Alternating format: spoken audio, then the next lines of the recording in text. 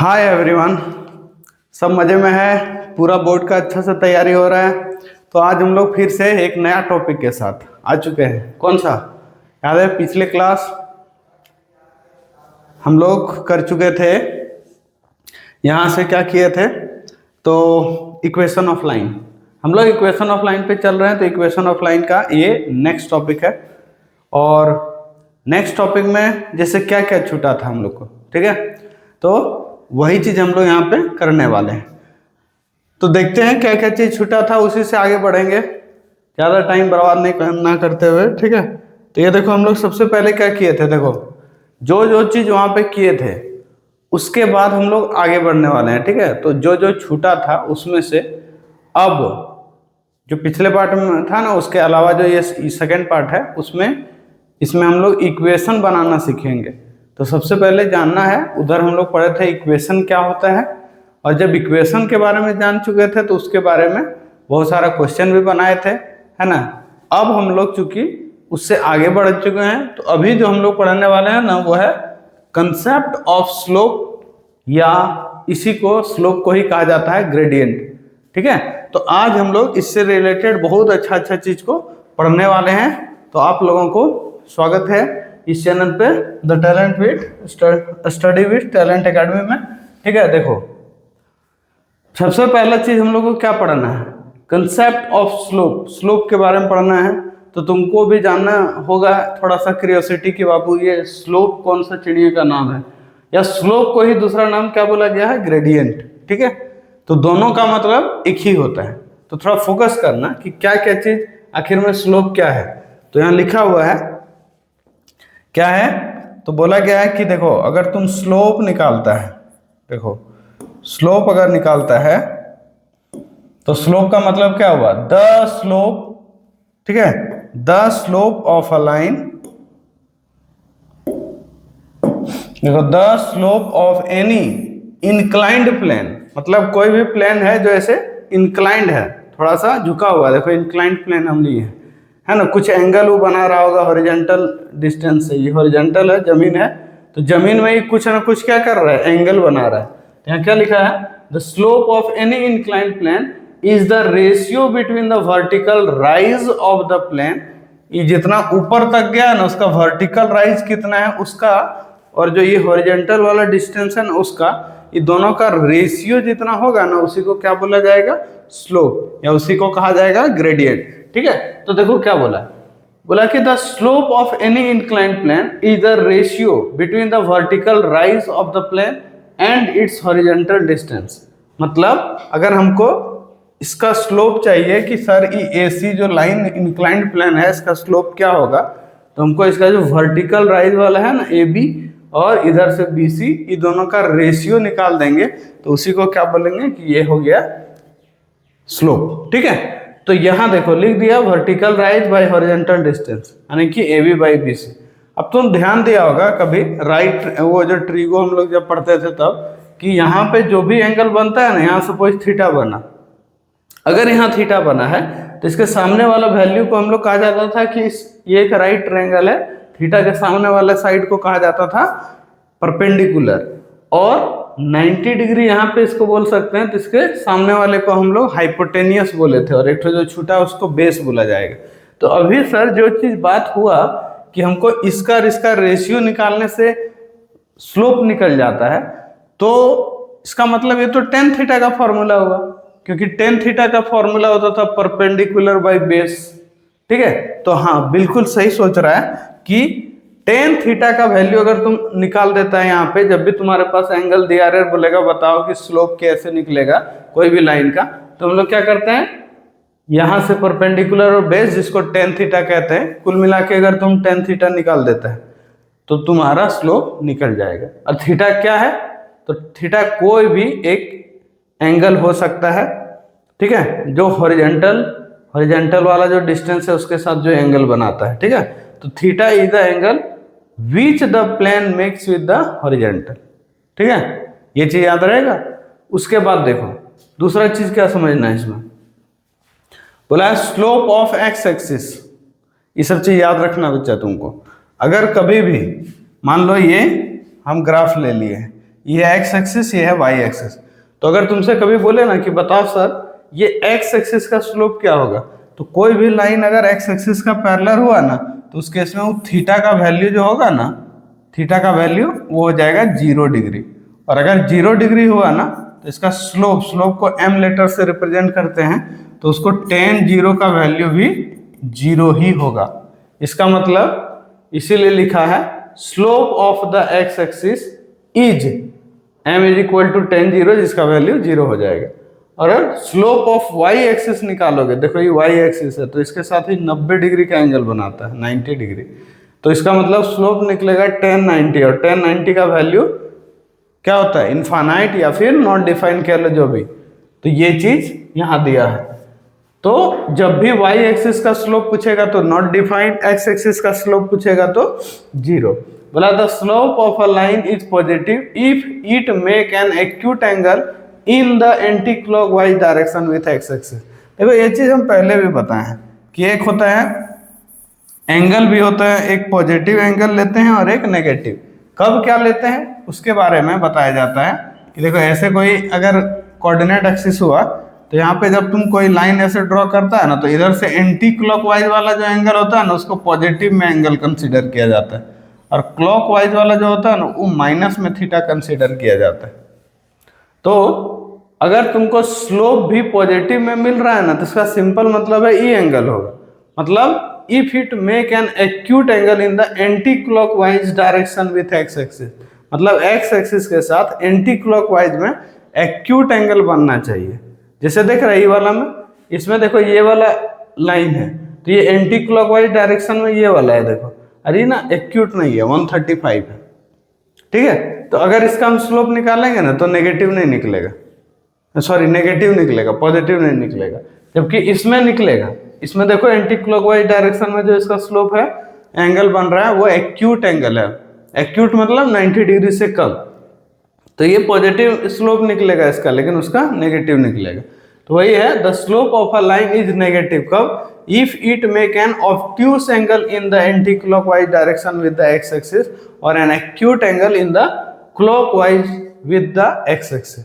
इसको लेगा तो क्लॉकवाइज में अगर E45 है तो ये क्लॉकवाइज में इधर जाओगे तो ये मिलेगा 135, ठीक है, ऑब्ट्यूस बन गया।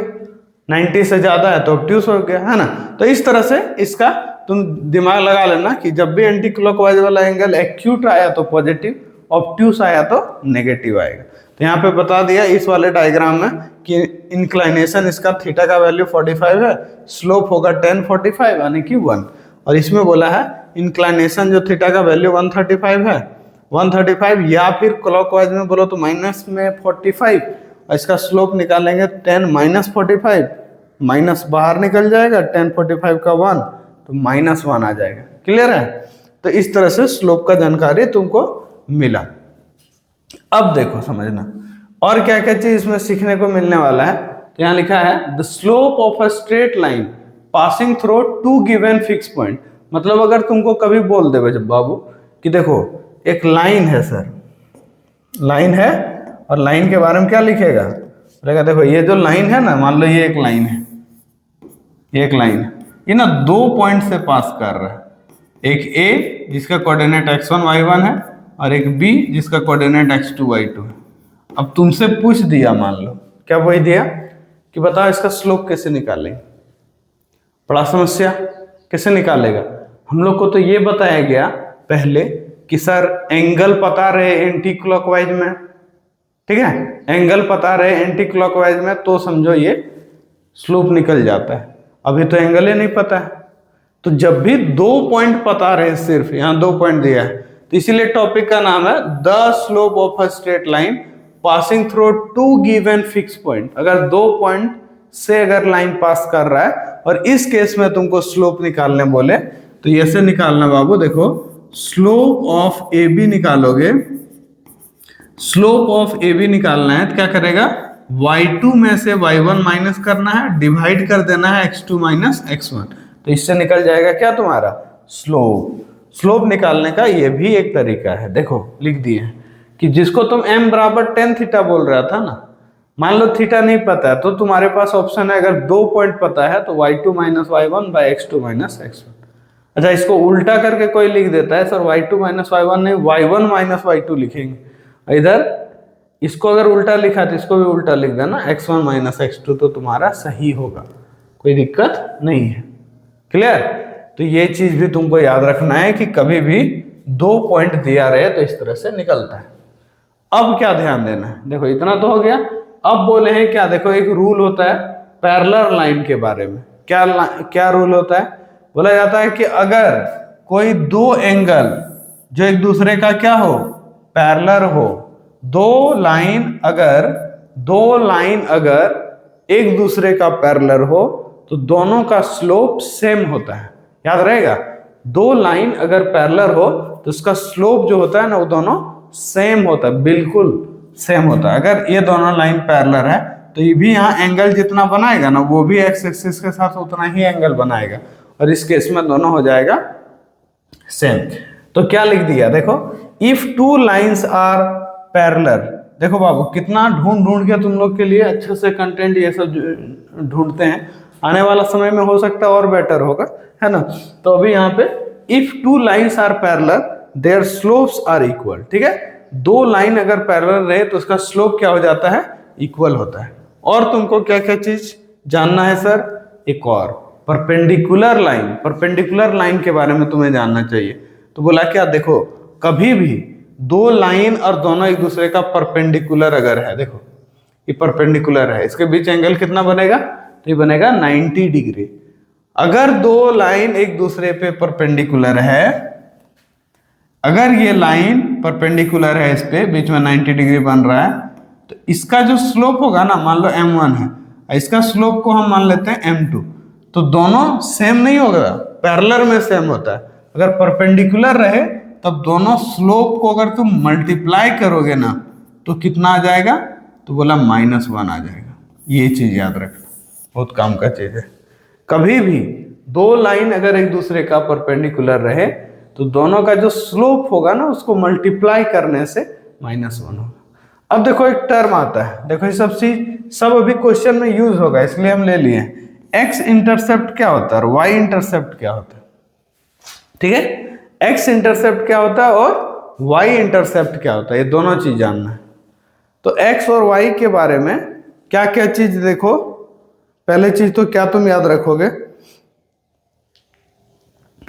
कि अगर तुम एक्स इंटरसेप्ट ढूंढ रहा है तो बोला है क्या, एक्स इंटरसेप्ट का मतलब होता है जैसे एक लाइन है, देखो यहाँ ये लाइन एक्स एक्सिस को जिस जगह पे कटेगा ना, कट करेगा, उसी को कहेंगे एक्स इंटरसेप्ट। और जिस जगह पे वाई को कट करेगा ना वही कहलाएगा वाई इंटरसेप्ट। तो देखो एक्स इंटरसेप्ट यहाँ से यहाँ जो भी दूरी होता, मान लो ये 2, 4, 5 कुछ भी, अगर मान लो ये 5 पे कट होता 5,0, तो इसका मतलब इसका एक्स इंटरसेप्ट है 5।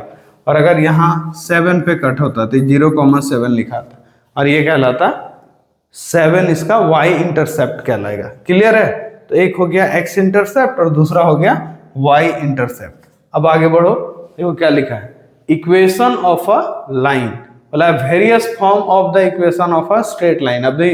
अब हम लोग को सीखना है कि इक्वेशन कैसे बनाएंगे सर।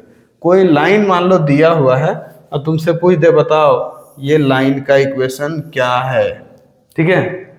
तो अगर तुमको ऐसा पूछते तो हमेशा याद रखना कि इक्वेशन का जो स्टैंडर्ड फॉर्म कह लो या अलग अलग फॉर्मेट होता है। तो अभी हम लोग जिस फॉर्म का बात कर रहे हैं ना वो है स्लोप इंटरसेप्ट फॉर्म। मतलब अगर कोई लाइन का इक्वेशन लिखना है हमको और उसका स्लोप दिया रहे और इंटरसेप्ट फॉर्म दिया रहे, इंटरसेप्ट मतलब होता है या एक्स इंटरसेप्ट या वाई इंटरसेप्ट दिया रहे कि वो एक्स एक्सिस को कहाँ कट कर रहा है या वाई एक्सिस को कहाँ कट कर रहा है, अगर दिया रहे तब इक्वेशन निकालने का तरीका है y = mx + c। यही होगा उसका इक्वेशन। कैसे?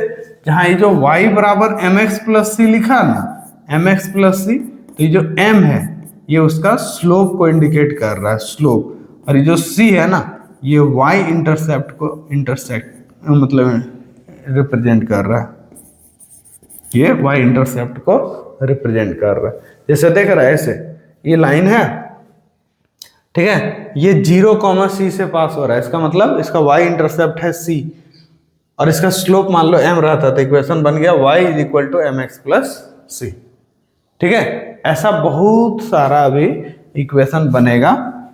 तो पहला पॉइंट देखो टाइप 1 था, ये क्या, स्लोप इंटरसेप्ट फॉर्म, ऐसे ही याद रखना। स्लोप इंटरसेप्ट फॉर्म क्या होता है, तो y is equal to M x plus c, जहां m स्लोप है और c y इंटरसेप्ट है।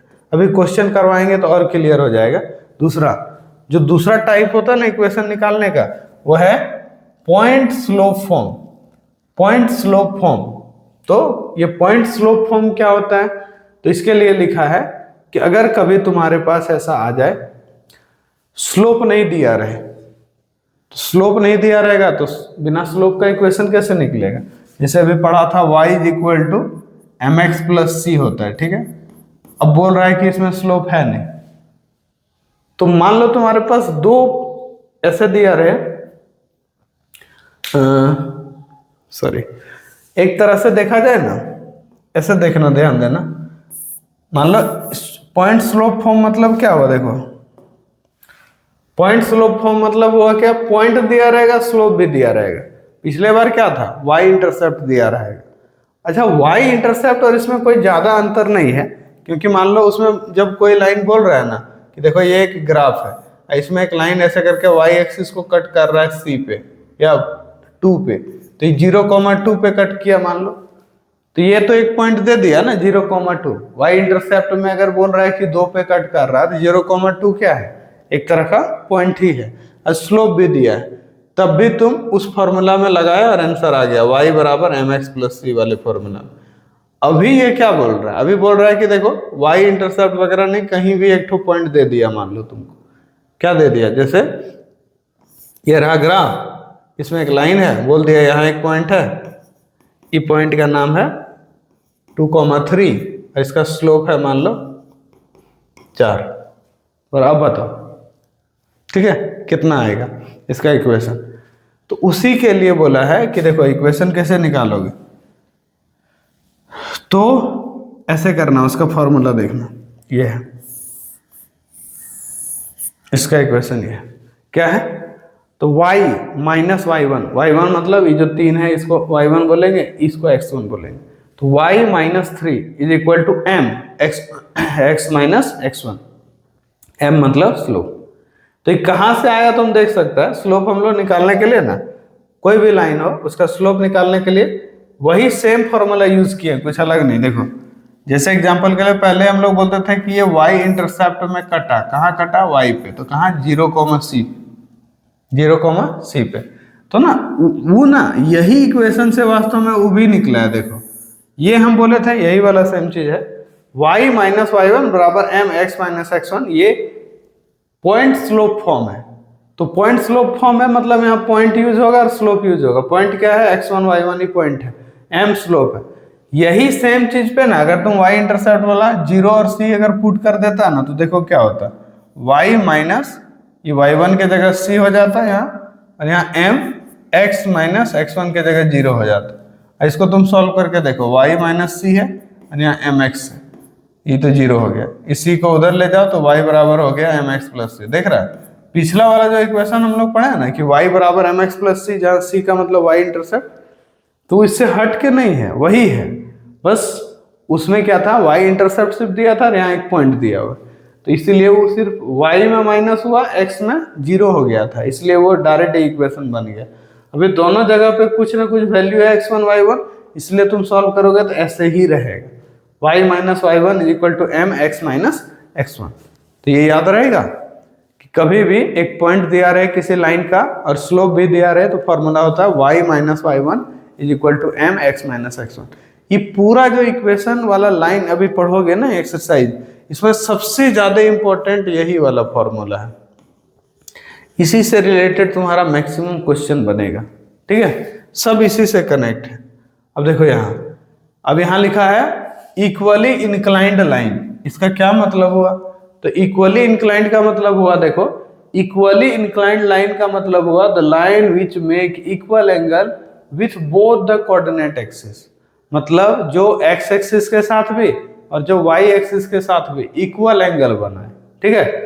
तो द गिवन फिगर, ये फिगर जो है वो शो कर रहा है two equally inclined line A B and C D, जहां बोला है a clear from the figure for A B, इसका इंक्लाइनेशन क्या है ए बी लाइन का, तो 45 डिग्री, ठीक है। तो इसका स्लोप भी निकालोगे तो 1 आएगा। सी डी के लिए भी इंक्लाइनेशन निकालोगे तो वो भी 45 है, तो स्लोप निकलेगा उसका 10 माइनस 45 है। ये देखो ये क्लॉक वाइज है तो इसको माइनस 45 लेंगे, इधर से लेगा तो एंटी क्लॉक वाइज, तो वो 45 उसके लिए था। तो 10 माइनस 45 का वैल्यू -1 आया। तो ये है दोनों लाइन जो इक्वली इंक्लाइंड है विद द कोऑर्डिनेट एक्सिस, ठीक है। तो ये चीज भी याद रखना था। आगे देखो, अब तुमसे क्वेश्चन पूछ दिया मान लो उसी से रिलेटेड, जैसे अभी बोला ना इक्वली इंक्लाइंड है वैसे, तो बोला find the equation of the line which pass through the point this. बोला है find the equation of the line, बोल रहा है कि एक लाइन का इक्वेशन बताओ जो पास कर रहा -2,3 से and are equally inclined to the coordinate axis, और बोल रहा है कि वो क्या है, तो इक्वली इंक्लाइंड है कोऑर्डिनेट एक्सिस के साथ। तो देखो इसका दो लाइन बन सकता है, एक ऐसा बन सकता है जिसमें देखो ये 45 डिग्री एंगल बना रहा है और पास भी कर रहा है -2,3 से, या ऐसे बन सकता है जिसमें ये एंटी क्लॉकवाइज में 45 डिग्री बना रहा है और पास कर रहा है -2,3। तो मतलब ऐसे दोनों तरीका से हो सकता है। तो इसका तुम स्लोप निकालना चाहेगा, यहाँ देखो एक तो लाइन बना था इधर ए बी, इधर बना था सी डी, तो मान लो कोई एक लाइन लिया, तो मान लो for the line A B, तो इसके लिए स्लोप क्या होगा, तो ये एंटी क्लॉकवाइज में 45 10 45 1 हो जाएगा, और इसका पॉइंट क्या है x1 y1, तो वो है -2,3। तो वही वाला इक्वेशन में पुट करोगे y - y1 बराबर mx - x1, y1 के जगह 3 और x1 के जगह -2 और स्लोप हो गया 1, तो y - 3 बराबर 1 x + 2। इसको सॉल्व किया तो y बराबर x + 3 5 ये निकल गया। क्लियर। और वहीं पे अगर तुम सी डी के लिए यूज करता तो ये सी डी है, इसका स्लोप क्या होगा, तो -1 होगा इसका। देखो 10 - 45 इसका वैल्यू -1, इसका पॉइंट तो वही -2,3 है। तो अगर इक्वेशन निकालना चाहोगे तो y - y1 मतलब y - 3, स्लोप हो गया x - x1, वो माइनस में ऑटोमेटिक है इसलिए माइनस प्लस हो गया। इसको सॉल्व करोगे तो x + y = 1 आ जाएगा। क्लियर है। तो इस तरह से तुम्हारा क्या हो गया, ये खत्म हो गया कि कभी तुमसे पूछ दे कि इक्वली इंक्लाइंड है तो कैसे निकलेगा, तो इसी तरह से निकलना चाहिए। क्लियर। अब देखो ये पहले भी बताए हैं या हाँ वो अलग था, देखो अभी यहाँ क्या क्या बता रहे हैं। देखो इक्वेशन ऑफ एक्स एक्सिस क्या होता है, तो हम लोग पहले पढ़े थे कि एक्स एक्सिस का स्लोप क्या होता है। ये एक्स एक्सिस का स्लोप होता है 0, अभी थोड़ा देर पहले बताए थे, ठीक है। तो अगर स्लोप 0 है तब फिर इसमें जो फॉर्मूला लगेगा ना y - y1 बराबर स्लोप 0 x - x, तो ये पूरा गायब हो जाएगा। ये देख रहा है, ये पूरा गायब, 0 × समथिंग पूरा गायब, तो बचेगा y - y1, मतलब सिर्फ y बराबर y1 ऐसा कुछ आने वाला है। बट अभी तुमको क्या करना है, सिंपल क्या याद रखना है, सिंपल तुमको ये याद रखना बच्चा कि कभी भी तुमसे पूछ देना कि बताओ ये एक्स एक्सिस का इक्वेशन क्या होता है, तो एक्स एक्सिस का इक्वेशन ना एक्स में हमेशा y का वैल्यू 0 होता है, तो ऐसे सीधा रखना कि एक्स एक्सिस का इक्वेशन होगा सो y बराबर 0 होगा, यहाँ पे हमेशा y का वैल्यू 0 होता है। और अगर पूछ देना कि y एक्सिस का इक्वेशन क्या होता है, तो ये होता है x बराबर 0, x का वैल्यू यहाँ पे हमेशा 0 होता है, ऐसे याद रखना। फिर equation of a line parallel to X axis बोलेगा, मान लो ये जो ग्राफ अभी देख रहा है इसी में बोल दिया, मान लो कि एक्स एक्सिस का इक्वेशन बताओ सर, एक्स एक्सिस का इक्वेशन बताओ, और क्या खासियत है उसमें, तो वो ना ए यूनिट दूर होना चाहिए। देखो इक्वेशन ऑफ अ लाइन जो पैरेलल हो एक्स एक्सिस का and at a distance of A from it. तो देखो मान लो तुम ऐसे कोई ग्राफ बनाया ऐसे, तो बोल रहा है कि ना पैरेलल होना चाहिए एक्स एक्सिस, तो ये एक्स एक्सिस है तो इसका पैरेलल यहाँ है, और यहाँ से यहाँ कितना दूर होना चाहिए, तो मान लो ए दूरी पर होना चाहिए।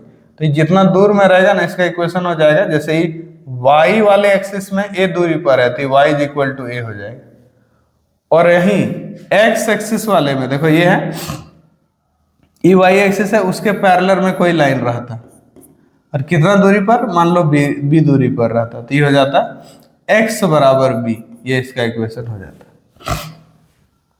ठीक है, तो देखो लिखा है equation of line parallel to x axis का पैरेलल होना चाहिए और a दूरी पर होना चाहिए फ्रॉम दिस x एक्सिस, तो y बराबर a हो जाएगा क्योंकि a दूरी पर है। और अगर y एक्सिस के पैरेलल रहता, b दूरी पर रहता, तो डायरेक्ट लिखते हैं कि x वाले में यहाँ पे है x बराबर इतना में, तो लिख देना डायरेक्ट कि x बराबर b इसका आंसर हो जाए। ठीक है, अब आता है बात कैसे हम लोग को अगर कोई इक्वेशन दे दे, जैसे देख रहे हैं यहाँ है 2x माइनस 3y माइनस 4 बराबर 0, और तुमसे पूछ देगा कि बताओ इसका y इंटरसेप्ट क्या है, इसका स्लोप क्या है। ठीक है, तो कैसे बनाओगे, तो अभी जैसे दिया है 2x माइनस 3y माइनस 4 बराबर 0, तो तुम इस इक्वेशन को ना इस तरह में बदल दो, y बराबर mx प्लस c में। अगर तुम ऐसे बदल दिया ना, तो जो x का कोफिशिएंट होगा वो स्लोप कहलाएगा, जो अकेले रहेगा वो y इंटरसेप्ट कहलाएगा। तो अभी तुम्हारे पास क्या दिया था कि 2x है माइनस 3y है माइनस 4 है बराबर 0 है, ऐसे। तो तुम क्या करेगा इसमें, तो इसमें करेगा क्या, तुम ऐसे y को अकेले रखना, तो 2x को यहीं रहने दो, 4 को यहीं रहने दो, 3y को इधर ले लो, क्योंकि हम लोग को चाहिए y बराबर mx प्लस c, मतलब y वाला पार्ट अकेले होना चाहिए और बाकी x के साथ बाकी सब उधर एक साइड रहना चाहिए था। हम देखो y को अकेले कर दिए, लेकिन y के साथ 3 भी है, तो हम बोलेंगे देखो 3 को भी इधर से हटा दो, तो ये हो जाएगा 2x माइनस 4 बाई 3, ऐसे। इसको अलग अलग सेपरेट करो, 2 बाई 3x माइनस यहाँ 4 है, ठीक है, 4 बाई 3 और यहाँ y है, तो देखो ये आ गया ना। उसी तरह से y बराबर mx प्लस c वाले फॉर्म में, x के जो पड़ोसी है बगल में कोफिशिएंट वो क्या है 2 बाई 3, तो इसका स्लोप क्या हो गया 2 बाई 3, और y एक्सिस या y इंटरसेप्ट जिसको कहते हैं वो क्या हो गया, तो ये जो c के जगह वैल्यू है माइनस 4 बाई 3, माइनस 4 बाई 3। तो देख रहा है इसका आंसर तुरंत निकल जाता है। तो वही बोला था find the slope and the y intercept of this line. ठीक है, तो वही चीज यहाँ पे था। अब आगे देखो और भी क्वेश्चन अगर पूछ दे, एक दो क्वेश्चन हम लिए हैं प्रीवियस ईयर से, ये सब कभी आया है। बोला है क्या, 3 vertices of a parallelogram ABCD taken in order are, 3 ठो वर्टिसेस किसी पैरेललोग्राम का दिया है। ठीक है, दिया है, तो हम बोलेंगे देखो 3 वर्टिसेस है, तो ये रहा पैरेललोग्राम, इसका अपोजिट साइड क्या होता है पैरेलल होता है। नाम दे दिए A B C और D। लिखा था कि 3 vertices of a parallelogram are taken in order, A है 3,6, A है 3,6, B है 5,10, 5,10 और C है 3,2। और तुमसे पूछ दिया कि the coordinate of the 4th vertex D बताओ, इसका कोऑर्डिनेट क्या होगा। ठीक है, तो कैसे निकालोगे ये 4th वाले को, तो निकालने का बहुत सारा तरीका है, क्योंकि ये लिखा था 3 vertices of a parallelogram ABCD taken in order. तो होता क्या है कि तुमसे जब क्वेश्चन बोर्ड में पूछेगा ना, तो वो ये ऐसे नहीं पूछेगा कोई एक ही पॉइंट से पूछ लिया, वो हो सकता है डिस्टेंस वाला को मिला दिया, इसके साथ मिक्स करके पूछ लिया। ठीक है, तो इक्वेशन ऑफ लाइन है बहुत सारा टॉपिक में बटा हुआ, लेकिन इसी को तुमको अलग अलग ग्रुप में पूछ दिया। जैसे इससे पहले वाले चैप्टर में ना मिड पॉइंट फॉर्मूला बताए थे, तो ये ना मिड पॉइंट से पहला वाला पॉइंट इसका निकले। तो अगर हम इसको देखो, अगर हम यहाँ का कोऑर्डिनेट निकालना चाहते हैं, पहले इसको XY मान लिए, तो यहाँ लिख लेंगे कि let the required coordinate, required point D ऐसे करके इक्वल टू XY ऐसे। अब देखो अगर तुम इसका मिडिल पॉइंट निकाल लो, मिड पॉइंट, और इसका भी मिडिल पॉइंट निकाल लो, दोनों निकलेगा तो एक ही जगह O, तो ऐसे करके डायरेक्ट लिखना कि हेयर मिड पॉइंट ऑफ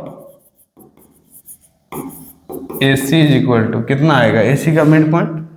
तो देखो मिड पॉइंट निकालने का तरीका क्या था, x वाले को जोड़ो और आधा कर देना, जैसे 3 है 3 है, दोनों को ऐड करो तो 3 + 3/2, और देखो 6 है यहाँ 2 है, तो इसको ऐड करो 6 + 2, 2 से डिवाइड कर दो, तो हो जाएगा 3 3 6, 6 को 2 से डिवाइड करेगा 3, 6 और 2 मिलके 8, 8 को डिवाइड करेगा 4, ये निकला मिड पॉइंट ऑफ AC आया।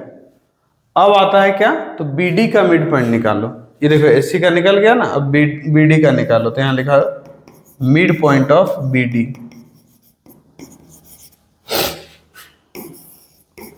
तो कैसे निकालेगा, देखो BD का मिड पॉइंट, E है x और E है 5, तो दोनों को ऐड करो, x + 5/2 और y + 10/2, ऐसे करके दोनों। तो दोनों का मिडिल पॉइंट तो एक ही ना होगा। मान लो ये भी O कोऑर्डिनेट निकला, ये भी O, दोनों सेम। इसका मतलब E जो वैल्यू है ना वो 3 के बराबर, E वाला 4 के बराबर है। तो डायरेक्ट लिखेगा कि x + 5/2 जो है हो गया 3 के बराबर, और y + 10/2 है, इसको 4 के बराबर। x + 5 बराबर हो जाएगा 6, x का वैल्यू हो गया 6 - 5 यानी कि 1। यहाँ से हो जाएगा y + 10 बराबर 8, इसका मतलब y बराबर 8 - 10 यानी कि -2। तो D का कोऑर्डिनेट क्या निकला, तो D का कोऑर्डिनेट निकला x का वैल्यू 1 और y का वैल्यू -2। इस तरह से निकल जाता है पहला कोऑर्डिनेट, है ना, the coordinate of the 4th vertex D। अब तुमसे बोल रहा है लेंथ ऑफ डायगोनल BD बता। अब बोल रहा है कि देखो B से D का दूरी बताओ कितना होगा। कैसे निकालेंगे, तो देखो B और D दोनों निकल गया है, अभी कितना है देखो, इसको हम ऐसे बना देते हैं। BD का दूरी निकालने के लिए B है 5,0, तो देखो यहाँ है मान लो B,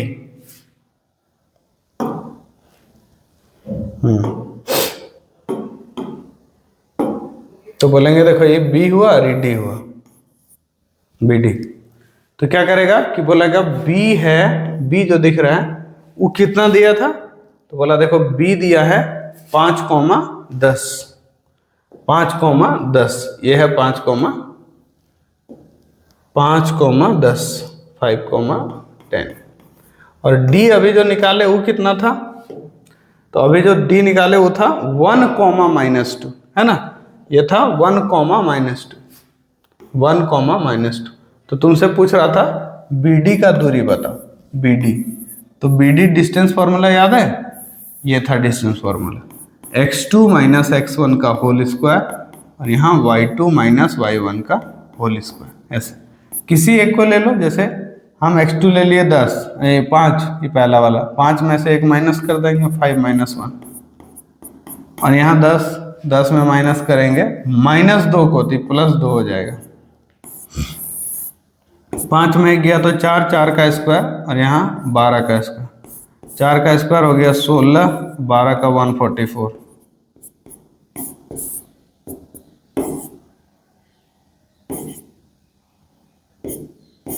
कितना 144 + 16, 6 4 10, कैरी 1, 4 5 6, इतना है, इतना यूनिट।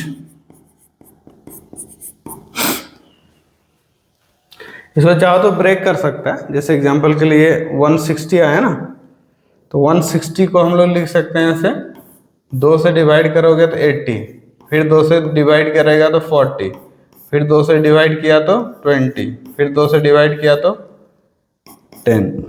देखो पेयर बना दिया, तो 2 × 2, इस पेयर के लिए 1 2 और इस पेयर के लिए 1 2, 4 हुआ, और जो 10 है ना वो बच गया, तो इसी को लिख सकता है तुम कितना, 4√10 यूनिट, 4√10 यूनिट। ठीक है, तो ये दूसरा भी निकल गया।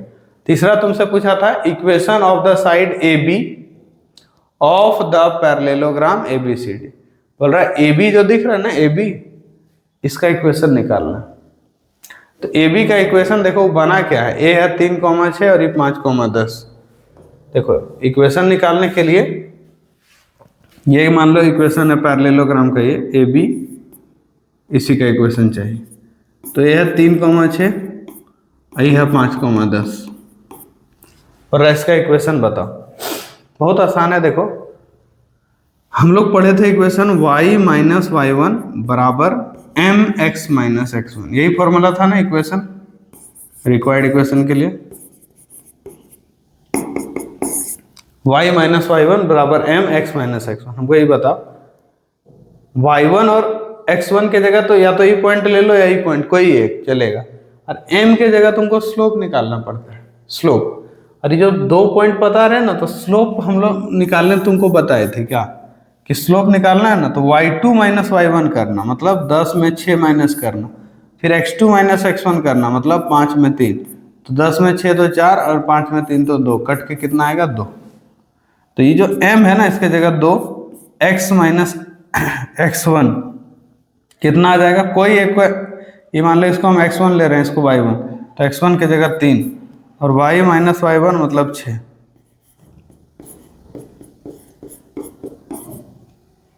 इतना आया। ये माइनस सिक्स कट जाएगा वैसे, तो इसको अगर उठा के दूसरे साइड शिफ्ट कर दें, देखो ये y को उधर ले जाओ तो -6, उस 6 को इधर ले आओ प्लस, यहाँ 2x माइनस वाई, आंसर आएगा 2x माइनस वाई बराबर 0। ठीक है, 2x माइनस वाई बराबर 0। तो इस तरह से आ गया नेक्स्ट वाला पार्ट, है ना, क्लियर है। ये क्वेश्चन एक ही में 3-3 का मिक्स करके पूछ लिया गया था। अब देखो ये भी क्वेश्चन आया है, देखो पहले क्या लिखा है, देखो इन अ फिगर गिवन ABC एक क्या है, ट्रायंगल है, ठीक है, ABC क्या है, एक ट्रायंगल है। तो अगर ABC एक ट्रायंगल है तो उसमें से बोला गया है BC जो है वो पैरेलल है किसका, ये देख रहा है BC, वो पैरेलल है किसका, तो y एक्सिस का, ये पैरेलल है, ठीक है। तो आगे तुमसे पूछ रहा है कि BC is parallel to y axis, AB and AC intersect कर रहा है the y axis at P and Q। तो यहां पे बोला गया है कि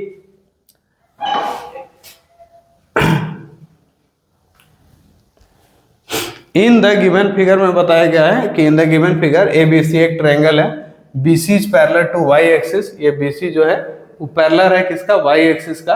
AB एंड AC इंटरसेक्ट कर रहा है, देखो AB यहाँ है, यहाँ, और AC यहाँ है, दोनों इंटरसेक्ट कर रहा है इस जगह पे, A पॉइंट पे, ठीक है। बोला है right down the coordinate of A, तो बोला है A का कोऑर्डिनेट बताओ। तो दिख रहा है ये 4 पे कट कर रहा है, ये 4 पे कट कर रहा है, तो A का कोऑर्डिनेट क्या होना चाहिए, तो बोलेगा A का कोऑर्डिनेट तब होना चाहिए 4,0, यही होना चाहिए। तो डायरेक्ट एक नंबर में लिखा था कि right the coordinate of A, तो लिख देना कि A का कोऑर्डिनेट है 4,0। दूसरे नंबर में क्या बोला था, find the length of AB and AC। यहाँ AB का, AB देखो A से B और A से C, ये दोनों का लेंथ बताओ। तो AB का निकालोगे ना, देखो AB का लेंथ यहाँ निकाल देते हैं, कैसे निकालोगे, देखो A है और यहाँ B है, AB का दूरी निकालना है। फॉर्मूला होता है x2 माइनस x1 का होल स्क्वायर। जो पहले का वीडियो नहीं देखा है तो इस सब नहीं समझ में आएगा। डिस्टेंस फार्मूला, डिस्टेंस फार्मूला का टॉपिक पहले हम लोग क्लियर कर चुके हैं, जाके वहां देखो डिस्टेंस फार्मूला। तो यहाँ AB का दूरी निकालना है ना, तो इसमें होता है x2 माइनस x1। तो जैसे x2 हम इसको मान रहे हैं तो उसमें वाला माइनस कर देंगे x1 को, तो जाएगा 4 माइनस -2, फिर हो जाएगा y2 माइनस y1 मतलब 0 माइनस 3, इतना का स्क्वायर। तो ये हो जाएगा 4 + 2 का स्क्वायर और यहाँ -3 का स्क्वायर। 4 + 2 मिलकर 6, 6 का स्क्वायर और -3 का स्क्वायर। तो हो जाएगा 36 + 9 45 यूनिट। यही 45 को 9 × 5 लिख सकता है, 9 को 3 बोलते हैं तो 3√5 यूनिट। क्लियर, ए बी निकल गया। फिर तुमसे पूछा AC, AB और AC दोनों का लेंथ निकालना है, तो यहाँ AC निकाल लो। देखो AC यहाँ निकाल देते हैं, AC देखो A से C, डिस्टेंस फॉर्मूला लगाओ। जैसे यहाँ 4 में से ही -2 और यहाँ x2 माइनस x1 करेगा तो 0 माइनस और ये -4 है तो +4 हो जाएगा। ये हो गया 4 + 2 का स्क्वायर और ये हो गया 4 का स्क्वायर रूट के अंदर। 4 + 2 6, 6 का 36 और यहाँ 16, 6 6 12,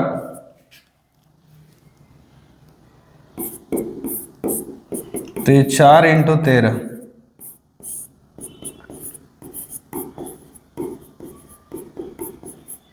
ऐसे आ गया 2√13 यूनिट। AC निकल गया। देखो वहां पे हम लोग AB निकाले थे, अभी AC निकाल लिए, मतलब पहले कोऑर्डिनेट निकाल लिए, उसके बाद AB और AC का। फिर find the ratio in which Q divide AC। बोल रहा है कि अब रेशियो बताओ जिसमें, यहाँ देख रहा है एक पॉइंट है Q और यहाँ एक पॉइंट है P। अच्छा P का पॉइंट क्या होगा, तो ये होगा 0,2 और Q क्या होगा, तो बोला है ये 0,-3 ऐसे होगा। तो तुमसे पूछ रहा है ना कि find the ratio in which Q divide कर रहा है AC को। ये जो Q है ना वो AC को किस तरह से डिवाइड कर रहा है, उसका कोऑर्डिनेट बताओ। तो कैसे निकालेगा, देखो ये AC है ना, यहाँ तो जगह बचा नहीं, AC में A दिया हुआ है देखो, और C भी दिया है, तो ऐसे मान लो यहाँ बना लिए, देखो AC,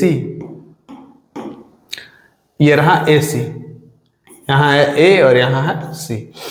A का जो कोऑर्डिनेट था और जो C का कोऑर्डिनेट था वो क्या था, देखो A का कोऑर्डिनेट जो था वो 4,0 और उसका -2 -4, तो 4,0 था, और इसका था -2 -4 ऐसे था। क्लियर। तो बोल रहे यहाँ A है ऐसी है, इसके बीच में Q पॉइंट है जो 0,-3 है, Q पॉइंट है इसके बीच में कहीं जो है 0,-3। तो बोल रहा है रेशियो बताओ। रेशियो हम लोग को नहीं पता है किस रेशियो में डिवाइड हुआ, तो मान लेते हैं M1 रेशियो M2। तो ये कैसे निकलेगा, कौन सा फॉर्मूला से, तो ये निकलेगा सेक्शन फॉर्मूला से। ठीक है, कैसे सेक्शन फॉर्मूला से निकलेगा देख लो। मान लो तुम M1 M2 दिया हुआ है, तो रेशियो ऐसे करके पहले लिख लेना कि let the required ratio be M1 ratio M2 ऐसे। यहाँ लिखेंगे therefore by section formula, x निकालने के लिए फॉर्मूला होता है mx2 + m1x2 + m2x1 / m1 + m2। x के जगह देखो 0 आया, m1 m2 हमको पता नहीं है तो ऐसे ही रहने दो। m1 के साथ x2 तो -2 m1 हो जाएगा, देखो x2 ये है, और m2 के साथ x1 तो 4 m2 हो जाएगा, इधर जाके 0 बन जाएगा, ये वाला उधर जाके 0 बन जाएगा। ऑलरेडी हमारा टॉपिक खत्म हो गया था सारा, ठीक है। उम्मीद करते हैं कि आप हमारे वीडियो देख लीजिए। ये उधर चला जाएगा 2m1 = 4m2। क्या करेंगे, क्वेश्चन का प्रैक्टिस करेंगे, ठीक है। मैंने 50 क्वेश्चन का पेज लाया, m1 यहाँ है, m2 यहाँ है, इसको इधर डिवाइड में ला सकता, मल्टीप्लाई में है तो, और 4 है इसको इधर ला सकते, कट के 2/1 आएगा। m1 रेशियो m2 कितना निकला, तो वो निकला है 2:1, 2:1 निकला है, 2:1। क्लियर। तो इस तरह से ये निकल गया। ठीक। अब देखो कुछ क्वेश्चन आसान है, एक ही बार में हम थोड़ा उधर वाला बता दिए। अब देखो कुछ क्वेश्चन कितना आसान है। Find the equation of a line whose y intercept is 2 and slope is इतना। मान लो ऐसे करके कोई ग्राफ बनाए, ठीक।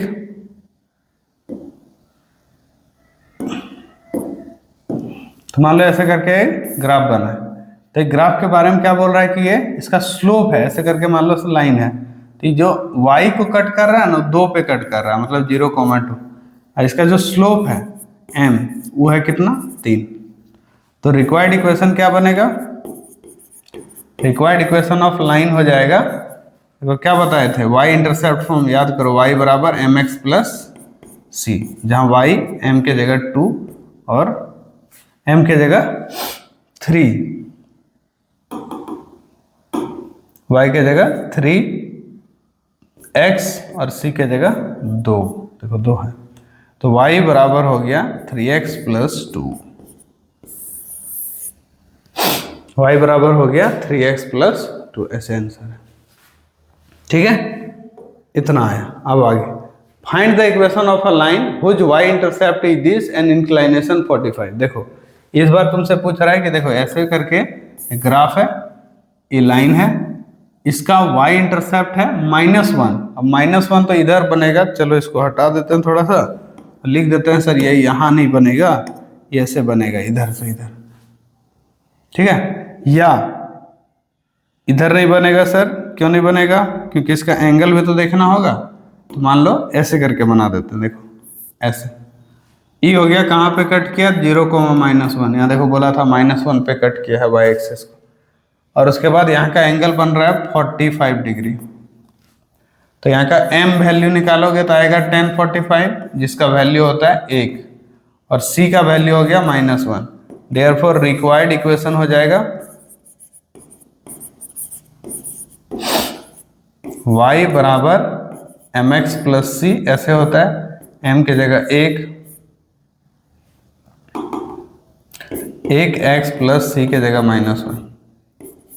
तो कितना आ गया देखो, y बराबर x -1, यही आंसर है, x -1। क्लियर है, इस तरह से ये बन गया। Next, find the equation of a line whose slope is this and which passes through. देखो ये लाइन है, कोई भी लाइन है, इसका स्लोप दे दिया है कितना, -4/3, और ये पास कर रहा है एक पॉइंट से -3,4, ये हुआ x1 और y1। तो जब एक स्लोप दिया रहा है, एक पॉइंट दिया रहा है, तो इक्वेशन क्या था, तो यहां लिखेंगे required equation of the given line, formula होता है y - y1 बराबर m x - x1। y - y1 मतलब y में माइनस करेंगे y1 को, यानी कि 4 को, और यहाँ m है, m का वैल्यू कितना था -4/3, और x - x1 करेगा तो हो गया -3। देखो ये 3 को इधर लाके मल्टीप्लाई कर सकता है, तो 3y - 12 हो जाएगा, यहाँ -4 है, ये x + 3, माइनस माइनस प्लस, कितना आ जाएगा देखो,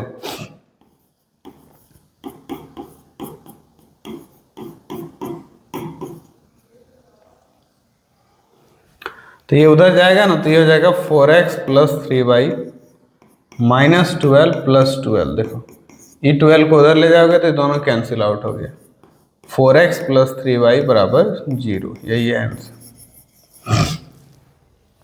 तो वही था, find the equation of a line whose slope is इतना and which passes through this. Find the equation of a line which pass through 5,4। तो बोला find the equation of a line which pass through 5,4 and make an angle 60 degree with the positive direction of x axis. देखो क्या बोला है, इस बार slope दिया नहीं है, एंगल दे दिया, तो यहाँ लिख देना कि हेयर स्लोप जो होगा ना वो जाएगा tan 60 डिग्री, जिसका वैल्यू होता है √3, ये हुआ स्लोप, एंड x1 y1 जो था ना पॉइंट, वो हो जाएगा 5,4। देयरफॉर रिक्वायर्ड इक्वेशन हो जाएगा, कितना हो जाएगा, फॉर्मूला था y - y1 = m x - x1, ऐसे था। तो y - y1 मतलब y में माइनस करेंगे y1 को, y1 मतलब 4, जैसे y में माइनस करेंगे 4 को, फिर m लिखेंगे वो है √3, फिर x - x1 5, सॉल्व कर दो, ये हो गया y - 4 = √3x - 5√3। तो एक साइड भी ला सकता है, √3x - y - 5√3 + 4 = 0, ठीक है, √3x - y - 5√3 + 4 = 0, ऐसे, ठीक। तो ये इक्वेशन आ चुका है, ये दोनों जुड़ेगा नहीं, इसलिए ऐसे ही रह जाएगा, ठीक है। तो इस तरह से ये बन गया। आगे देखो, the coordinate of 2 point P and Q are respectively given, the gradient of PQ बताओ। ग्रेडियंट मतलब स्लोप, है ना, ग्रेडियंट मतलब स्लोप, तो gradient of P Q, the gradient of P Q निकालना है। पी क्यू, पी और क्यू दोनों दिया हुआ है, तो उसके लिए फॉर्मूला होता है y2 minus y1 by x2 minus x1। तो y2 माइनस y1 करेगा ना, देखो y2 में y1 तो 5 माइनस 6 और x2 माइनस x1 ऐसे, ठीक है। तो 5 में 6 जाएगा तो ये बचेगा -1 और यहाँ बचेगा -5, माइनस माइनस कट जाएगा 1/5। क्लियर? तो ये निकला ग्रेडियंट। उसके बाद दूसरा नंबर देखो, इसी में क्या लिखा है, the equation of P Q बताओ। जब ग्रेडियंट पी क्यू का निकल ही गया है तो इक्वेशन निकालना है, तो यहाँ लिखेंगे required equation of P Q. देखो पी क्यू का इक्वेशन निकालने के लिए फॉर्मूला y माइनस y1 बराबर एम एक्स माइनस x1, क्योंकि स्लोप हमको पता है ना पी क्यू का, ये तो 1/5 x1 y1। देखो ये यहाँ 2 पॉइंट दिया था इसका, तो कोई एक पॉइंट को x1 y1 ले लो, जैसे इसको ले लिए x1 y1, तो यहाँ x माइनस x1 के जगह 2 आ जाएगा और y माइनस y1 के जगह 6 आ जाएगा। ये 5 को इधर लाके इंटू कर सकता है, 5y माइनस 30, और यहाँ 1 बचा, 1 से इंटू होके कोई फर्क पड़ेगा नहीं। सबको एक साइड ले जाओ, कितना हो जाएगा देखो, सबको उस साइड ले जाओ तो x minus 5y minus 2 plus 30 बराबर 0 ऐसे आएगा। x माइनस 5y प्लस 28 बराबर 0 निकला। क्लियर है? ऐसे करके ये बन गया है। आगे तुमसे क्या पूछा लास्ट 3 नंबर में, the coordinate of the point where P Q intersect the x axis. बोलता है वो पॉइंट बताओ जहां पे ये एक्स एक्सिस को कट कर रहा है। देखो जहां भी कट कर रहा होगा, हमको नहीं पता कहाँ कट कर रहा होगा, तो जैसे कोई भी एक पॉइंट लेंगे ना,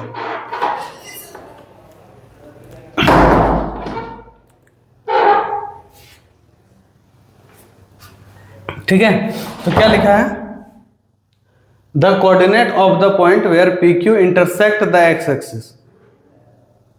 तो कोऑर्डिनेट बताओ जहां पी क्यू एक्स एक्सिस को इंटरसेक्ट कर रहा होगा। एक्स एक्सिस को जहां पे भी ये इंटरसेक्ट कर रहा होगा ना, वहां वाई का कोऑर्डिनेट 0 जरूर होगा। ठीक है, तो तुमको यही वाला दिमाग लगाना कि जहां भी ये सर एक्स एक्सिस को कट कर रहा होगा, जैसे यहाँ किया, तो यहाँ वाई तो 0 होगा ना, एक्स भले कुछ हो, वाई तो 0 ही होगा। तो डायरेक्ट क्या करना है, जो इक्वेशन तुम निकाला है ना, इसी में वाई की जगह 0 पुट कर देना बस। तो यहाँ 3rd नंबर बनाने के लिए क्या करेगा, बोला था ना coordinate of point where P Q cut X axis, तो यहां लिखेंगे रिक्वायर्ड पॉइंट। ठीक है, या इसको क्या लिख दे लैंग्वेज में, देखो इसके जगह लिख देते हैं। ठीक है, यहां लिखेंगे कि given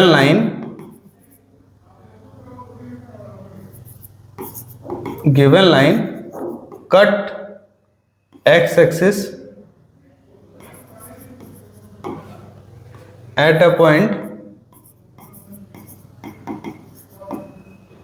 in which value of y is equal to 0।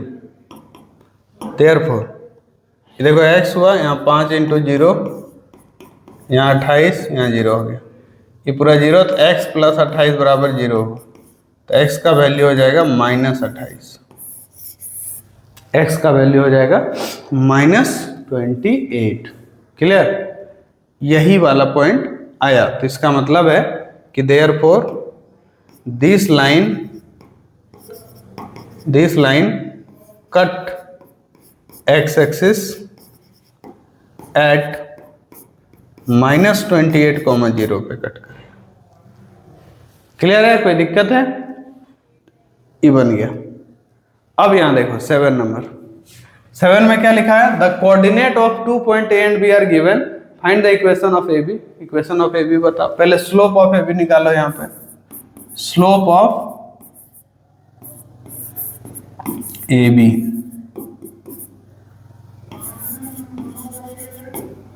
Slope of A B formula होता है y2 minus y1 by x2 minus x1, ऐसे होता है फॉर्मूला ना। तो यहाँ तुम y2 माइनस y1 लगाओगे ऐसे देखो y2 में y1, x2 में x1,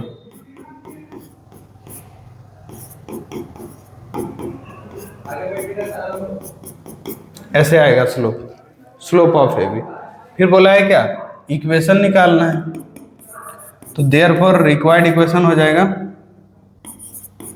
वो कितना होगा देखो, y minus y1 is equal to M X minus x1, यही फॉर्मूला था, हर जगह यही आएगा। देखो अब स्लोप है -1, x माइनस x1, तो किसी एक को मान लो x1, किसी एक को y1 ऐसे, तो x1 की जगह -3 है तो ये हो जाएगा +3, फिर y माइनस y1 की जगह 4, ये -x -3, x को इधर ले आओ तो x प्लस y, और 4 को उधर ले जाओ तो -3 + 4, तो इक्वेशन आया x प्लस वाई बराबर 1, यही है इक्वेशन। क्लियर। फिर बोला था the coordinate of the point where the line A B intersect Y axis. अच्छा, ये जहां भी वाई एक्सिस को कट करेगा, तो ये पुरानी बात, जहां ही वाई एक्सिस को कट करेगा वहां x का कोऑर्डिनेट क्या होगा, 0 होगा। यहाँ लिखेंगे सेकंड वाले में, for the point where it cut Y axis, put कर दो x का वैल्यू 0, वहाँ x का वैल्यू 0 रखेगा ना, तो y का वैल्यू हो जाएगा 1। तो देयरफॉर हो जाएगा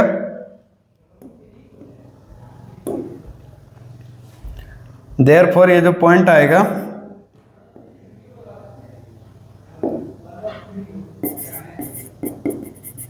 पॉइंट हो जाएगा 0,1, x का कोऑर्डिनेट 0। क्लियर है, इतना हो गया। इस तरह से ये खत्म हो गया ये। उसके बाद देखो यहाँ बोला है the figure given alongside show two straight line A B and C D intersect each other at point P, find the equation of A B and C D. तो बोला है ये फिगर जो दिख रहा है, the figure given alongside show two straight line है A B and C D, ये रहा ए बी, ये रहा सी डी, दो स्ट्रेट लाइन है, इंटरसेक्ट कर रहा है एक दूसरे को P पॉइंट पे, जो कि है 3,4। Find the equation of A B and C D, A B का और सी डी का इक्वेशन बताओ। तो देख रहा दोनों का एंगल तो यहाँ है ही, है ना, 45 है 60, तो तुम दोनों का स्लोप निकाल लो। तो लिखो स्लोप ऑफ ए बी क्या होगा, तो हो जाएगा 1045, 1045 1 होता है, और स्लोप ऑफ सी डी कितना होगा, तो हो जाएगा 1060, इसका वैल्यू √3 होता है। स्लोप ऑफ ए बी भी निकल गया और स्लोप ऑफ सी डी भी निकल गया।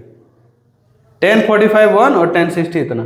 तुमसे पूछा था find the equation of A B and C D. अब ए बी का इक्वेशन चाहिए, तो देखो therefore equation of A B, equation of A B निकालना है ना, देखो इसका पॉइंट दिया है, ये x1 हो जाएगा और ये y1 हो जाएगा। तो यहाँ फॉर्मूला होता है y माइनस y1 जो कि 4 है, देखो y माइनस y1 4 हो जाएगा, और इज इक्वल टू m है कितना ए बी के लिए, तो 1, x माइनस x1 जो कि 3, कितना आएगा, सबको सॉल्व करेगा तो x माइनस y -3 + 4 बराबर 0।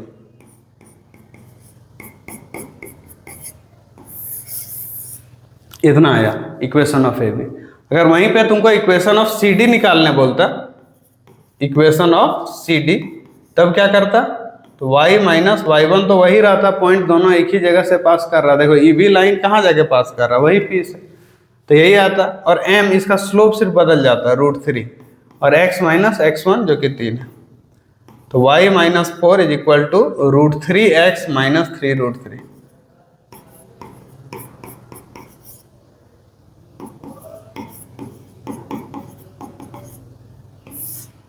इतना आंसर आ जाएगा। क्लियर। तो ऐसे करके यहां तक हो चुका है। आगे देखो, और बोला है in triangle A B C, A दिया है, बी दिया है, सी दिया है, तीनों दिया है, find the equation of median through a. तो तुम क्या करो, एक ट्रायंगल बना लो, देखो ये ए है 3,5, ये बी है 7,8, ये सी है 1, -10। Find the equation of median through A से जो मीडियन ड्रॉ होगा ना, ये मीडियन, और अगर मीडियन ये है तो ये मिडिल पॉइंट में होगा। मीडियन का मतलब होता है मिडिल पॉइंट में। तो तुम क्या कर सकते हो, यहाँ का कोऑर्डिनेट निकाल सकते हो, इसका मिडिल पॉइंट निकाल। तो यहाँ डायरेक्ट लिख सकता है हेयर कोऑर्डिनेट ऑफ डी। कितना निकलेगा कोऑर्डिनेट ऑफ डी? 7 + 1/2 और 8 - 10/2। ये x1 में x2 ऐड करके आधा कर दो और y1 में y2 ऐड करके आधा, तो ये 8/2 हो जाएगा -2/2।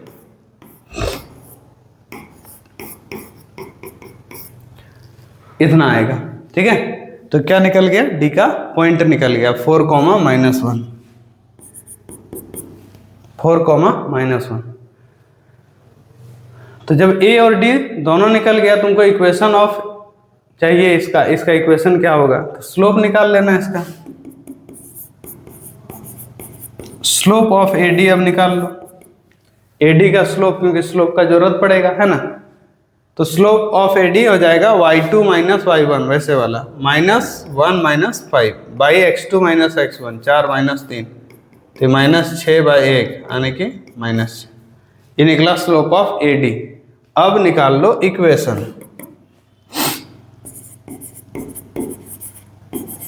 एडी का इक्वेशन। देखा, इसका स्लोप हमको पता है कितना आया, -6। इसका स्लोप आया है -6।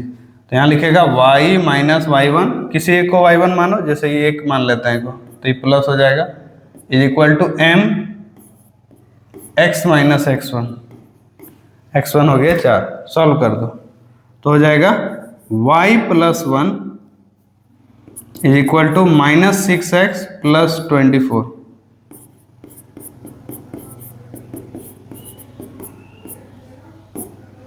तो 6x + y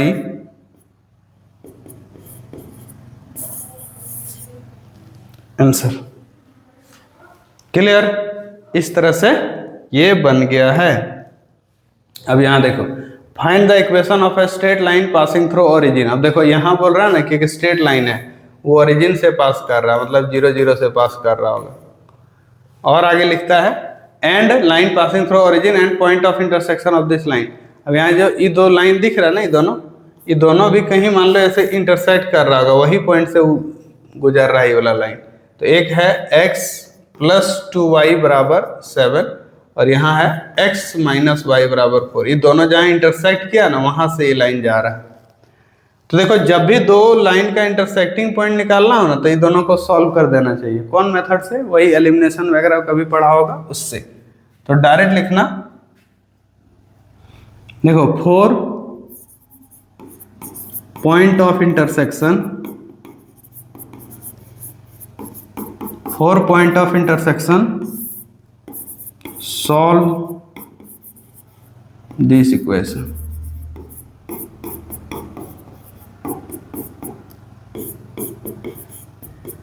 इसको सॉल्व कर दो। कैसे सॉल्व करेगा? देखो यहाँ पे लाइन खींचो, साइन सबका चेंज कर दो, तो x s कट जाएगा, 2y y मिल गया 3y हो जाएगा, साथ में 4 तो 3, y का वैल्यू 1।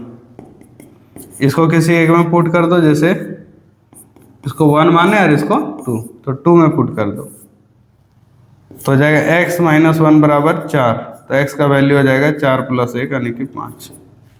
x भी निकल गया और y भी निकल गया। तो देयरफॉर पॉइंट ऑफ इंटरसेक्शन आ गया, पॉइंट ऑफ इंटरसेक्शन आ गया कितना, देखो कितना आया 1 और इधर 5, 5,1 आया। मतलब यहाँ का पॉइंट क्या निकला 5,1, तो 2 पॉइंट निकल गया ना। अब तुम इसका इक्वेशन निकाल सकते हो। Therefore slope of required line, जो लाइन हम लोग जिसका इक्वेशन निकालना चाह रहे हैं, तो रिक्वायर्ड लाइन का स्लोप हो जाएगा, देखो y2 - y1 करेगा तो 1 - 0 और यहाँ 5 - 0, तो वही 1/5 आएगा। अब इक्वेशन हो जाएगा, देयरफॉर रिक्वायर्ड इक्वेशन होता y - y1। तो किसी एक को, चूंकि ये ओरिजिन से पास कर रहा है, तो हम ले लेते हैं 0, 0, y - y1 और यहाँ m होता है x - x1। m का वैल्यू है 1/5, क्रॉस करेगा तो x बराबर 5y, देखो बन गया। क्लियर है?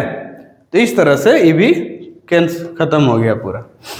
ये देखो, इन ट्रायंगल ABC, ABC एक ट्रायंगल है, the coordinate of vertices ABCR दिया हुआ है, देखो ABCR, ये रहा A, ये रहा B और ये रहा C। A का कोऑर्डिनेट कितना है 4,7, B का कोऑर्डिनेट कितना है 4,7 और C का कोऑर्डिनेट है -2,3। 4,7, B है -2,3। थोड़ा गड़बड़ हो गया, इसको चेंज कर देते हैं। तो ये हो जाएगा -2,3 और C कितना है तो 0,1 respectively. Find the equation of median through the vertex A। तो A से जो मीडियन ड्रॉ हुआ ना, A मान लो D इसका नाम दिए, तो उसका इक्वेशन बताओ। Also find equation of the line through vertex B parallel to AC। बोल रहा है जो AC है ना, इसका एक पैरेलल लाइन है इधर, इस साइड B से पास कर रहा है, B से, इसका भी इक्वेशन निकालना। कैसे निकालेगा? तो पहले तो मीडियन का कैसे निकालेगा, ये तो अभी हम लोग सीखे थे। पहले D का कोऑर्डिनेट निकाल लो, उसके लिए कोऑर्डिनेट ऑफ D कितना निकलेगा बताओ। D का कोऑर्डिनेट इसका मिडिल पॉइंट है ना, तो -2 + 0/2, देखो x1 + x2/2 और यहाँ 3 + 1/2, तो -2/2 ना कट के -1 आएगा और यहाँ 4/2 यानी कि 2 आएगा। तो D का कोऑर्डिनेट निकल गया। स्लोप निकाल लो AD का।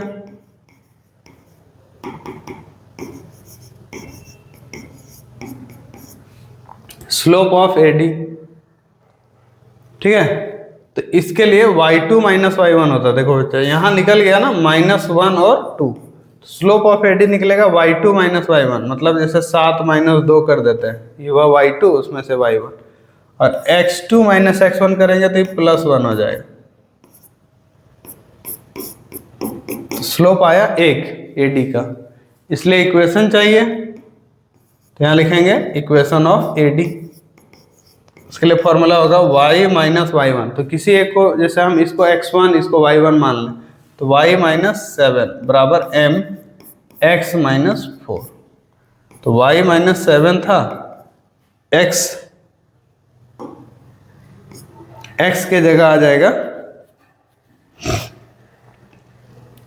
ये स्लोप इतना आ गया, स्लोप के जगह 4 और इतना, सॉल्व कर दो।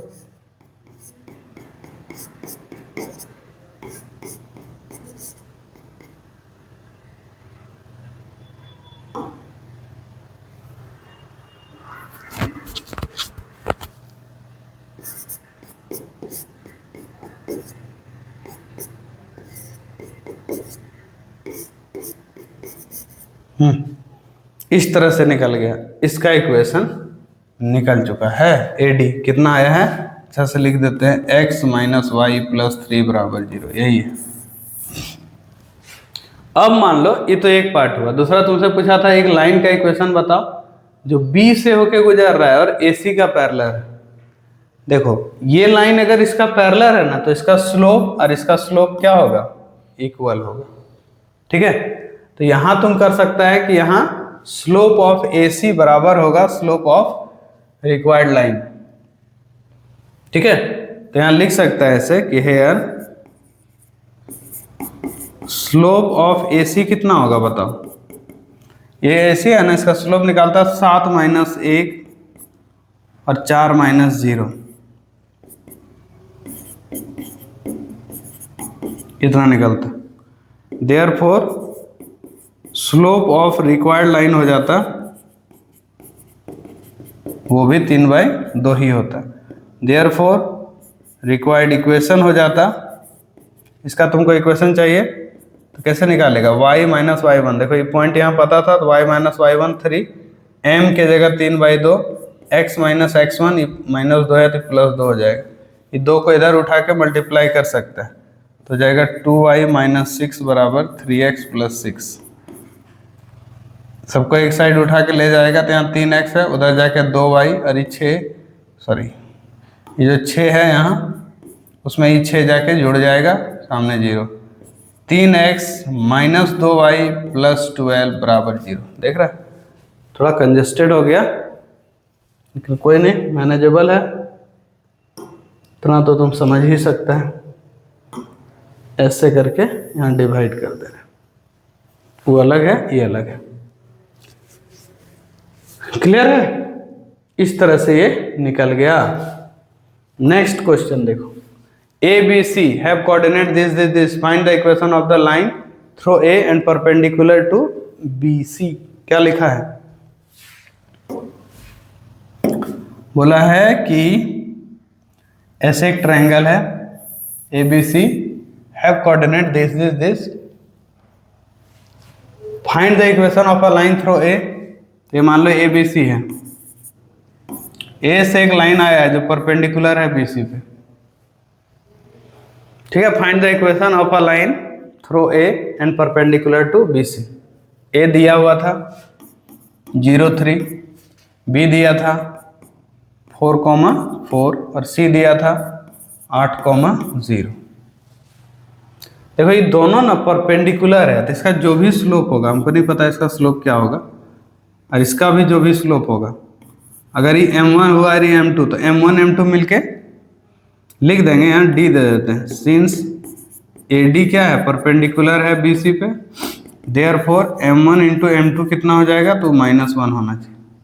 क्लियर है? अभी बताए थे उधर कि दो लाइन परपेंडिकुलर रहे तो स्लोप का मल्टीप्लिकेशन -1 होता है। तो पहले क्या करो, बोला था कि इक्वेशन निकालो AD का, तो AD का इक्वेशन के लिए हमको स्लोप चाहिए होगा, इसका स्लोप हमको नहीं पता, तो तुम ना पहले BC का स्लोप निकालो, या पहले BC का स्लोप निकालो। तो लिखो स्लोप ऑफ BC, ऐसे लिखो स्लोप ऑफ BC को। अभी यहाँ m1 नाम दिए थे हम, तो कैसे निकलेगा, तो y2 माइनस y1 करेगा, 4 माइनस 0, देखो y2 माइनस y1 और 4 माइनस 8, -1 आया, ठीक है। स्लोप ऑफ इतना, देयरफॉर स्लोप ऑफ AD निकालना है ना, तो बड़ा सिंपल लॉजिक होता है कि दो लाइन, देखो दो लाइन अगर परपेंडिकुलर है, इसका स्लोप मान लो 2 आया, तो तुमको इसका स्लोप निकालना है ना, तो 1 बाई और इसका स्लोप से डिवाइड कर देना उसको, -1 बाई, ऐसे -1 से डिवाइड, -1 को डिवाइड कर देना इसका स्लोप से, क्योंकि तुम पढ़ा है कि दोनों का स्लोप का मल्टीप्लिकेशन -1 होता है। तो किसी एक का स्लोप अगर मान लो चाहिए, तो जैसे m2 का चाहिए तो -1 को डिवाइड करना होगा m1 से, या m1 का चाहिए तो -1 को डिवाइड करना होगा m2 से, इस टाइप से करना होगा, ठीक है। तो अगर हमको स्लोप ऑफ अभी AD चाहिए ना, AD का स्लोप, तो क्या करना होगा, -1 से डिवाइड करना होगा स्लोप ऑफ BC, मतलब -1 डिवाइडेड बाई -1 यानी कि 1, AD का स्लोप निकल गया। जैसे हमको इक्वेशन ऑफ AD चाहिए था, यहाँ लिखेंगे therefore required equation of AD, required equation of AD कितना आ जाएगा, देखो फॉर्मूला होता है y माइनस y1, तो y1 चलो इसको मान लेते हैं ये x1, तो y माइनस y1 मतलब 3, m का वैल्यू 1, x माइनस x1 जो कि 0 है, तो y माइनस 3 बराबर x माइनस y प्लस 3 बराबर 0 हो गया, ये आंसर है। क्लियर? उसके बाद दूसरा, find the equation of the perpendicular draw from the point this into the line joining the point this and this. मतलब फाइंड करो equation of the perpendicular dropped from this. मान लो यहाँ एक तो पॉइंट था जो कि है -1, 2, यहाँ से एक ड्रॉप किया गया इधर एक लाइन पे, तो ऑब्वियसली ऐसे ड्रॉप किया तो परपेंडिकुलर होगा। ई बोला था इसका पॉइंट है मान लो ए, चलिए पी दे देते हैं पॉइंट, ये ए है 1,4 और ये है बी मान लेते हैं 2,3, परपेंडिकुलर है। तो इक्वेशन ऑफ द परपेंडिकुलर निकालना है, इसी का इक्वेशन चाहिए। कैसे निकालेगा बताओ? इसका स्लोप तुमको जानना पड़ेगा, इसका स्लोप भी जानना होगा, तब वो निकलेगा। पहले ये निकलेगा फिर वो निकलेगा। तो बताओ यहाँ m1 का वैल्यू क्या होगा, slope of A B. Shortcut में हम लिख दे रहे हैं 3 - 4 / 2 - 1 -1/1 यानी कि -1। देयरफॉर m2 कितना होगा, बताए थे परपेंडिकुलर रहे तो -1 से डिवाइड कर देना m1 से, तो -1/-1 कट के 1 आ जाएगा। देयरफॉर ऐसे लिख दो रिक्वायर्ड इक्वेशन y - y1 यानी कि 2 is equal to m x - x1। y - 2 बराबर m का वैल्यू जो कि है m, यहाँ पे स्लोप m2 है एक तरह से m2, तो m2 का वैल्यू अभी कितना निकला था 1, x - x1, x1 है -1 तो ये +1 हो जाएगा। x - y + 1 + 2 x - y + 3 बराबर 0। क्लियर, ये हो गया खत्म। इक्वेशन बनके तैयार हो चुका है। अब देखो यहाँ find the equation of a line whose slope is this and x intercept is this. देखो ये बोल रहा है कि ऐसे करके जो ग्राफ होता है ना, एक लाइन है जो x एक्सिस को कट कर रहा है, सपोज -5, x इंटरसेप्ट इज 6 पे वो कट कर रहा है, तो ये 6,0 हो गया। इसका स्लोप भी दिया है -5/6।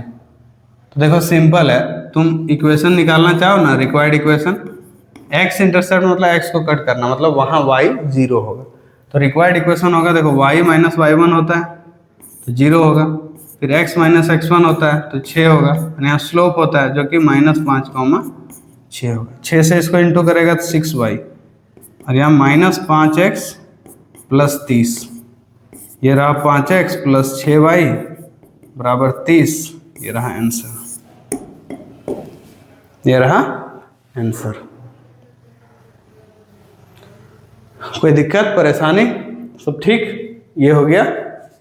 उसके बाद देखो यहाँ द इक्वेशन बोला द लाइन थ्रो P से एक पॉइंट पास हुआ, एक line 5,3 intersect the y axis eight Q, यहाँ Q पे इंटरसेक्ट किया देखो। तो बोला right the slope of the line, तो स्लोप पहले निकालो। तो एक नंबर यहाँ एंगल दिया है ना 45, तो स्लोप हो जाएगा tan 45 मतलब 1। दूसरा right the equation of the line, equation निकालना है, तो रिक्वायर्ड इक्वेशन हो जाएगा y - y1, y1 की जगह 3, फिर m x - x1 यानी कि 5, y - 3 is equal to m का वैल्यू, m का वैल्यू कितना होगा, तो अभी निकाला था देखो स्लोप है 1, तो गया y - 3 is equal to x - 5 यानी कि x - y - 5 + 3 बराबर 0, x - y - 2 बराबर 0। ये निकला इक्वेशन, ठीक है, ये इक्वेशन निकल गया x - y - 2 equal to 0 equation. फिर बोला q का कोऑर्डिनेट भी बता। अब देखो सिंपल बात है, यहाँ जो भी पॉइंट होगा ना y का वैल्यू तो होगा लेकिन x होगा 0। तो थर्ड वाले के लिए लिखेगा 4 पॉइंट q, ठीक है, पुट कर दो x बराबर 0 इन x - y - 2 बराबर 0, तो x 0 रखेगा तो यहाँ माइनस इतना 0 होगा, तो -y बराबर हो जाएगा 2, y का वैल्यू हो जाएगा -2, y का वैल्यू हो गया -2। देयरफॉर q पॉइंट क्या निकल गया, तो 0, -2। कोई दिक्कत, ये निकल गया। तीनों एक के बाद एक तीनों सॉल्व हो गया। देखो अब यहाँ a दिया है, b दिया है, c दिया है, vertices of triangle, find the coordinate of the centroid of the triangle. देख रहा है, इस बार सेंट्रॉइड तुमसे पूछ रहा है। तो देखो एक सिंपल याद रखना, ये फॉर्मूला है ABC, एक ट्रायंगल जब भी रहे तो इसका जो मीडियन होता है ना, मीडियन तीनों, जहां मिलता है उसी को कहते हैं सेंट्रॉयड। मान लो इसका कोऑर्डिनेट को हम जी एक्स वाई मान लिए हैं। ए दिया है 1,4, बी दिया है 3,2 और सी दिया है 7,5, ऐसे ए बी सी। तो बोला है the coordinate of the centroid of the triangle ABC, centroid निकालना है। तो सेंट्रॉयड निकालने का सिंपल तरीका होता है, देखो अगर तुमको सेंट्रॉयड चाहिए तो x1 x2 x3 तीनों को ऐड करो, बाई 3 कर दो, और y1 y2 y3 तीनों को ऐड करके बाई 3 कर दो।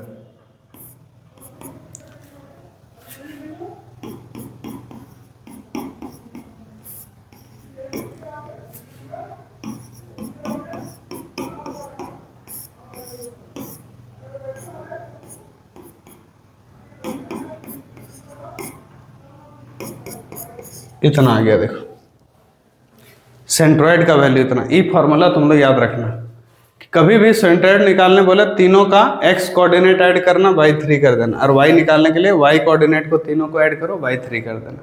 ठीक है, फिर आगे लिखा है the equation of a line through the centroid. तो बोल रहा है एक लाइन है ना जो इस सेंट्रॉयड से ही गुजर रहा है and parallel to A B, और ये जो ए बी है ना इसी के पैरेलल।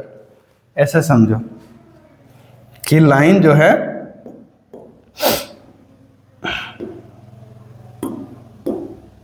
यहां से गुजर रहा है, इसके पैरेलल गुजर रहा है, ऐसे इसी जगह से गुजर रहा है, पैरेलल है। देखो ए बी का स्लोप और इसका स्लोप सेम होगा, तो यहाँ डायरेक्ट तुम बोलेगा ना सेकंड वाले के लिए slope of required line is equal to slope of A B का स्लोप के बराबर होगा। और ए बी का स्लोप में तुम फॉर्मूला लगाएगा ना y2 माइनस y1, तो कितना आएगा देखो -1, y2 minus y1 by x2 minus x1, ऐसे निकलेगा -1। तो इसका भी स्लोप वही होगा, पैरेलल लाइन का स्लोप सेम होता है।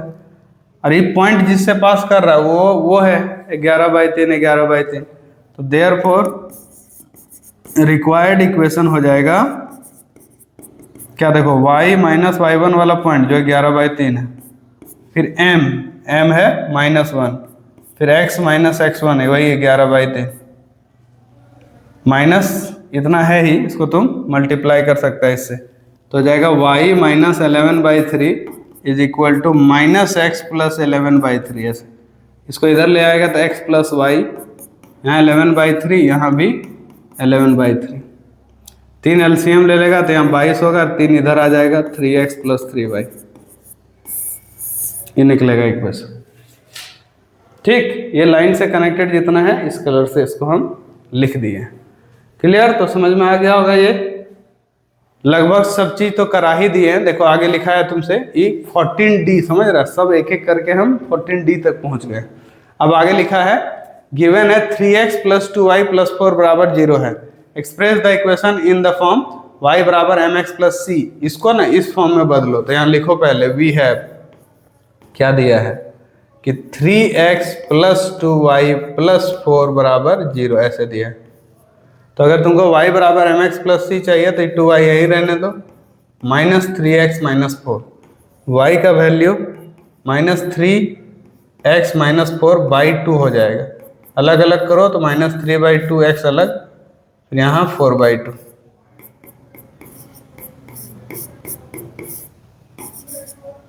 कैसे निकला, y का वैल्यू आया -3/2 x माइनस 2, ये हो गया। तो ये इस फॉर्म में बोला था लिखने, तो कर दिए। तो यहाँ m के जगह पे क्या है, x के बगल में जो -3/2 है, तो वही बोला था find the slope and y intercept. अगर निकालने बोले तो यही बगल वाला पॉइंट होता है स्लोप और ये होता है y इंटरसेप्ट। हालांकि यहाँ पे बोला फाइंड द स्लोप, स्लोप बताओ, तो यहाँ लिख देंगे डायरेक्ट कि सेकंड नंबर में therefore slope of this line, जिसको m कहते हैं, वो हो जाएगा -3/2 और y इंटरसेप्ट हो जाएगा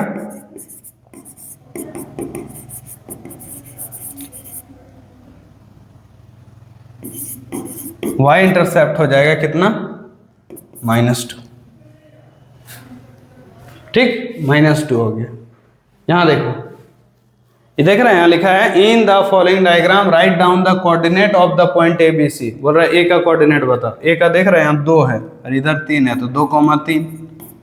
फिर बोला बी का कोऑर्डिनेट बताओ। बी है यहाँ -1 और 2। पहले x को लिखते हैं फिर y को। फिर सी का कोऑर्डिनेट बताओ, यहाँ है 3,0। हो गया। ऐसा ही क्वेश्चन आएगा अभी बच्चा, तो ऐसा नहीं है सब हार्ड ही आता। सिंपल तुमसे पहले कोऑर्डिनेट लिखने बोला। The equation of the line through A. अब ए से जो लाइन गुजर रहा है parallel to B C, B C का पैरेलल है, तो ए से जो लाइन गुजर रहा है ना उसका स्लोप निकालना है ना, तो तुम बी सी का स्लोप निकाल लो, क्योंकि इसमें 2 पॉइंट पता है ना, स्लोप निकल जाएगा तुमसे। तो लिखो ऐसे कि here slope of B C कितना होगा। स्लोप ऑफ बी सी निकालोगे तो y2 माइनस y1 करेगा, 2 -0 हो जाएगा। x2 माइनस x1 करेगा, -1 -3 हो जाएगा। 2/-4 कट के आएगा -1/2। ये निकला स्लोप ऑफ बी सी। ठीक है, therefore slope of required line आ जाएगा। स्लोप ऑफ रिक्वायर्ड मतलब इसका लाइन, इस लाइन का रिक्वायर्ड लाइन, तो वो भी यही रहेगा, है ना, वो बराबर होगा 1/2। पैरेलल लाइन का स्लोप सेम होता है। अरे इस पॉइंट से पास भी कर रहा है, देयरफॉर रिक्वायर्ड इक्वेशन हो जाएगा y माइनस y1। देखो 3 है, फिर यहाँ m होता है, फिर x माइनस x1 जो 2 है, m का वैल्यू -1/2। ये 2 को उधर ले जाके इंटू करोगे ना, 2y - 6 बराबर x -x + 2। x उधर जाएगा तो x + 2y हो जाएगा, -6 - 2 बराबर 0। x + 2y -8 बराबर 0। ठीक है, तो ये बन गया है। नेक्स्ट आगे लिखा है कि स्ट्रेट लाइन है जो पास कर रहा है P और Q से। It intersect the coordinate axis at A and B। देखो ये PQ है, P पॉइंट है -1,4 और Q है 5,-2। और फिर बोल रहा है ये A और B में कोऑर्डिनेट एक्सिस को कट कर रहा है, तो बोला M is the middle point of the segment AB। ये जो AB है ना, इसका मिडिल पॉइंट में यहाँ है M। Find the equation of the line. इसका इक्वेशन क्या निकलेगा, ठीक है, इक्वेशन ऑफ द लाइन।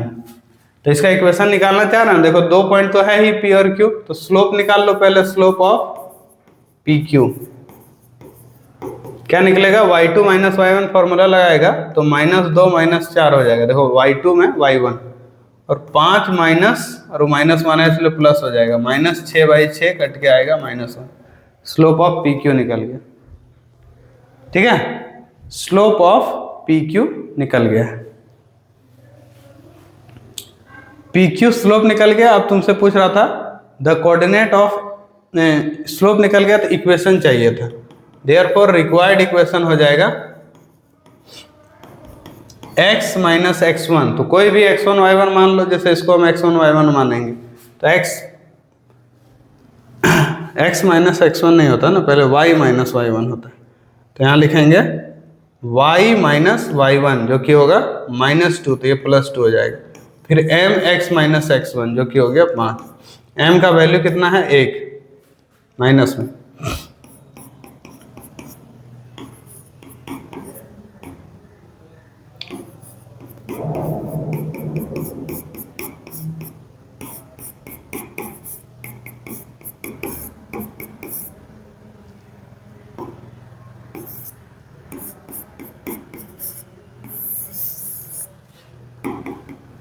हो गया यस। एक चीज याद रखना, आगे तुमसे ये पूछा है the coordinate of A and B बताओ। ए और बी का कोऑर्डिनेट क्या होगा। तो जैसे तुम ए का कोऑर्डिनेट निकालना चाहता है ना, तो यहाँ y 0 होगा, तो वहाँ y 0 पुट कर देना। तो यहाँ लिखेंगे 4 कोऑर्डिनेट ऑफ ए का कोऑर्डिनेट चाहिए अगर तुमको, तो पुट कर देना कि यहाँ y का वैल्यू 0 होगा। और y का वैल्यू 0 होगा तो मतलब x + 0 बराबर 3, यानी कि x बराबर 3। एंड यहाँ लिखेंगे 4, तो a देखो निकल गया यहाँ 3,0। इसी तरह से मान लो तुम 4 कौन सा कोऑर्डिनेट, बी के लिए, तो यहाँ लिखेगा 4 coordinate of B, 4 coordinate of B. तो बी का कोऑर्डिनेट के लिए पुट करना x बराबर 0, तो x बराबर 0 रखोगे ना तो 0 प्लस y बराबर 3 हो जाएगा, तो y का वैल्यू 3 होगा। इसका मतलब दूसरा जो b पॉइंट होगा वो होगा 0,3। देख रहा, दोनों a और b दोनों निकल गया। लास्ट में क्या बोला था, द कोऑर्डिनेट ऑफ m बता। m देखो मिडिल पॉइंट है, ये देख रहा है, ये मिडिल पॉइंट है। अब ये तुम्हारा अभी b निकला था 0,3, ये निकला था 3,0, तो बोला मिडिल पॉइंट बता। मिड पॉइंट निकालने के लिए क्या होता है नियम, ये दोनों को ऐड करके आधा करना होता है। x का वैल्यू निकालोगे 0 + 3/2 और यहाँ 0 + 3/2, ये भी, तो ये हो गया 3/2 और ये भी हो गया 3/2। m का पॉइंट निकल गया। इसको अच्छा से लिख देना कहीं, coordinate of m = mid point formula लगा। तो कैसा रहा, ये सब पूरा समझ में आ गया। इस तरह से इक्वेशन ऑफ लाइन का ज़्यादा से ज़्यादा क्वेश्चन जितना हो सकता था हम कवर किए। जरूरत पड़ेगा आने वाले समय में और भी हम इसमें और भी क्वेश्चन लाएंगे, जैसे बोर्ड से रिलेवेंट जो भी होगा आगे चल के। तो चैनल में अगर तुम नए हो तो थोड़ा सब्सक्राइब कर लेना, ताकि ऐसे वीडियो का अपडेट तुमको मिलता रहे। अभी बहुत सारा बोर्ड तक हम लोग एक से एक कंटेंट लाएंगे जो तुमको बहुत हेल्पफुल होने वाला है। तो आज के लिए इतना ही, ठीक है। तो थैंक यू, आगे जय हिंद, वंदे मातरम, ठीक है।